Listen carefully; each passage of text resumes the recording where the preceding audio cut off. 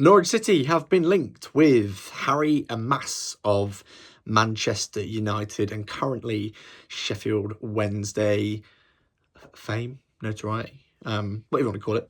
An interesting link, one that immediately excites me, and by the reaction of online, I think a few others. This is a piece of business that could be very important for Norwich City, and I think it's quite mutual, really. It could be a really beneficial loan for Harry Amass. This one, courtesy of Connor Southwell, seems fairly down the way, which is good.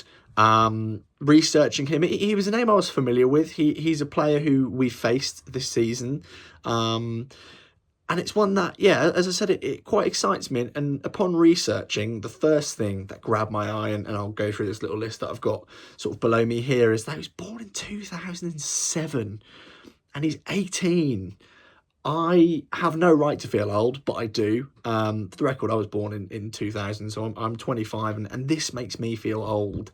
It's just crazy. It's one of those things, isn't it? So, as I said, right, let's get into what we know about him. He plays for Manchester United. He's on loan at Sheffield Wednesday. Sheffield Wednesday obviously sort of, having a bit of a turbulent season, what with their points deduction and general running of the club. It's been sad to see, but Harry Amass has gone in and immediately you can kind of tell that he's been doing a really good job. He's won back-to-back Player of the Month awards, November and December, which obviously hints at the fact that they must think he's fairly decent because it's a fan-voted award. He was a youngster at Watford. Manchester United beat Chelsea, allegedly, to his signature. And on the 7th of April, 2024, on the bench versus Liverpool under, I think that would be Ruben Amorim or Eric Ten Hag. I don't know. I don't care. He's made 5 appearances for Manchester United, which is, for someone of his age, remarkable. We know how Manchester United respect youth and tend to not rush them into the team, so clearly he must have a little bit of something about him. Equally, we've seen Manchester United left backs from England at a young age come on loan here before and not quite work out, and trajectories of career sort of nosedive, really. I don't feel like it is going to be the same. He's played through England's under-15s all the way to under-19s. Again, being recognised by your country, you've got to have a little bit of something about you. I saw a really interesting comment when I was sort of trying to understand his play style and perhaps the sort of player he was. He's meant to be this kind of robust, loves a tackle type fullback who excels at progressing the ball. Stats dictate that he's in sort of a decent percentile for, I think it's positive ball carries. It's fluff to me. If you like stats and stuff like that, I feel like maybe watch a different video. But I just thought it was interesting. Maybe I thought I'd try and bring it to the table. For me, it's about the fact that he likes the ball and he likes to tackle. We know how good Kellen Fisher has sort of become again under Philippe Clement, and his style is very much, I'm going to throw myself at the ball. I like to bring the ball forward. He's very good at it. If we can have that on both sides of the pitch, Norwich City could become, and they are very much so, a real handful for Championship opposition. Another key factor, and this really is the key one for me, is he's played a lot of Championship football. He has completed a good few 90 minutes across this season, which is vital for Norwich City this season.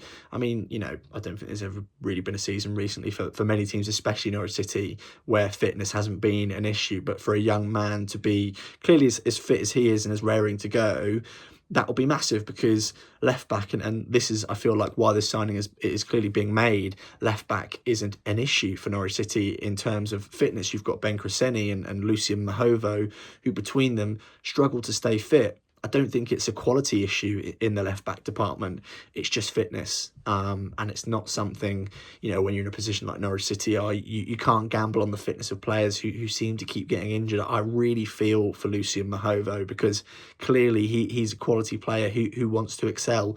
Slightly different to Crescenzi in terms of style. I think he's a lot more technical than Crescenzi is, but for some reason can't seem to shake off this injury, which I think Philippe Clement and Ben Napper realised they can't gamble on that fitness, and you can't have just one left back, especially with, and no offence to when it's Ben Crescenzi, because he's struggled to stay fully fit for a prolonged period of time. Remarkable goal last night, and I think his performance last night shows what he's capable of. He's very physical. He likes to get forward.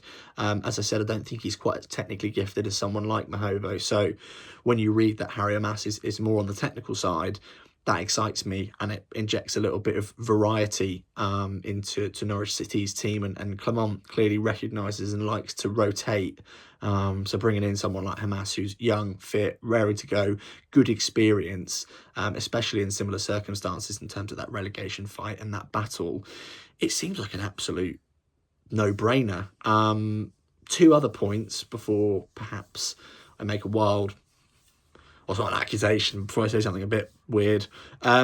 Henrik Pedersen, so the Sheffield Wednesday manager, head coach, it's been very vocal about wanting him back. He's been very vocal about his qualities and how good he is. So one of the first things I tend to do is I go and look at what the manager says publicly about a player.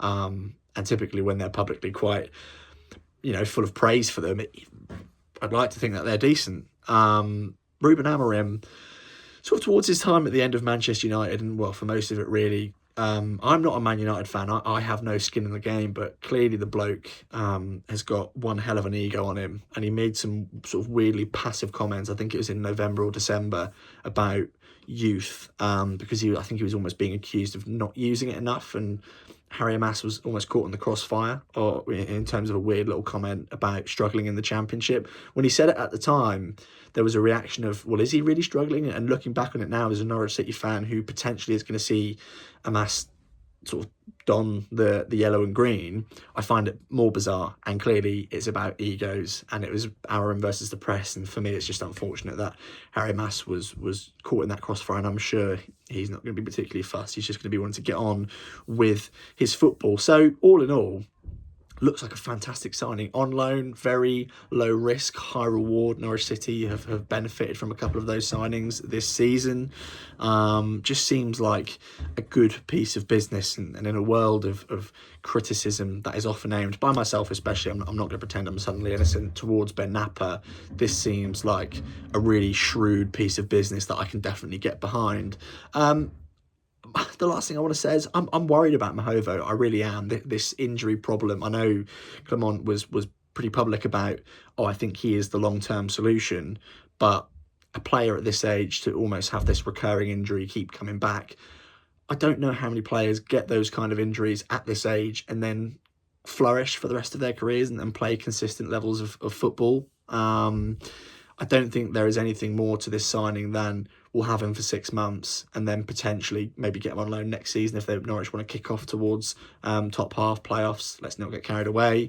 But I want to put it out there earlier. I feel worried and concerned about him and what, I guess him as a professional footballer and as a young man, it's probably quite sort of stressful and almost distressing to go through what he's going through. But through my yellow and green tinted glasses, I have concerns. But moving away from concerns, Harry Amass looks like a fantastic piece of business. Really excited. We'll be really excited if it goes through. Wonderful win last night. I'm still buzzing from that. Me and Adam are going to sit down and record a podcast within the next day or two. We will have a lot to discuss, which, mostly positive, which is wonderful. So I very much look forward to that. Your thoughts on Harry Amass and sort of the left-back position in general? What do you reckon about what I've said about Mahovo? Am I being a bit unreasonable? Like the video, subscribe, all that good stuff. See you soon.